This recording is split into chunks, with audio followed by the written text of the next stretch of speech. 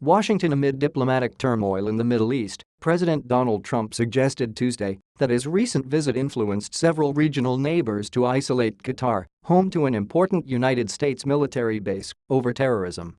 On Monday, Saudi Arabia, Bahrain, Egypt, and the United Arab Emirates cut diplomatic ties with Qatar, accusing Doha of supporting terror and destabilizing the region. Trump and APO's statements on Twitter indicated that he supports the decision and views it as evidence of his TRIP and APO's success.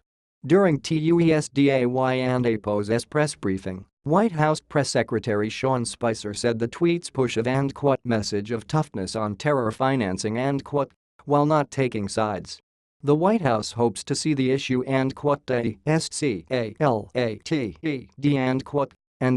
resolved immediately, he said.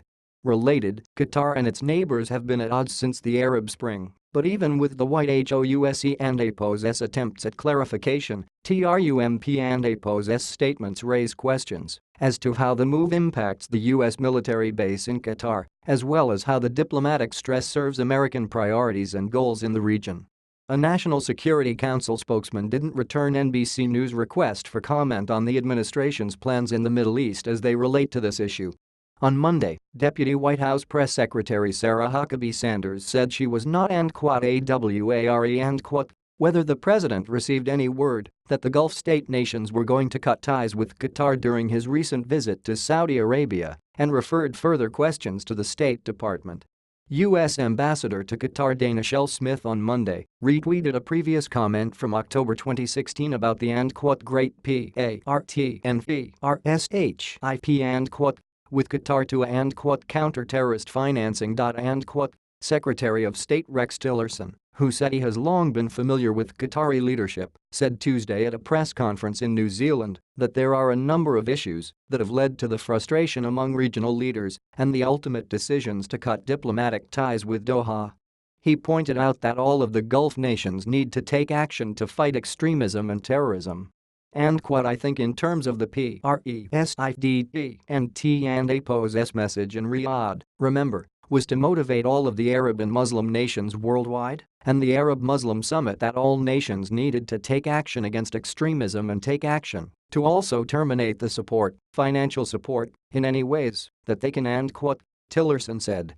And I think every country in the region has their own obligations they need to live up to, and they have their own challenges to live up to that commitment to terminate support for terrorism, extremism, however it manifests itself anywhere in the world, he added.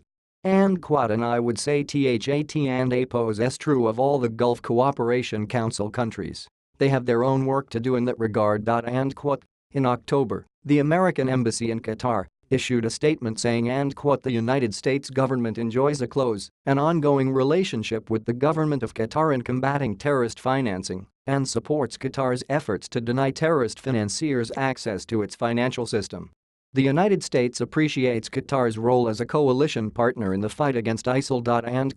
Qatar is strategically important to the U.S., in part because it houses the Al Udeid Air Base, home to roughly 10,000 American troops and a forward headquarters of U.S. Central Command.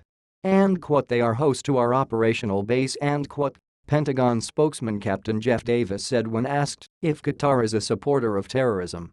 Davis declined to comment directly on the PRESIDP and APO's tweets, saying we have no plans to change our posture in Qatar and that the Pentagon is grateful to Qatar for hosting Al Udeid Air Base.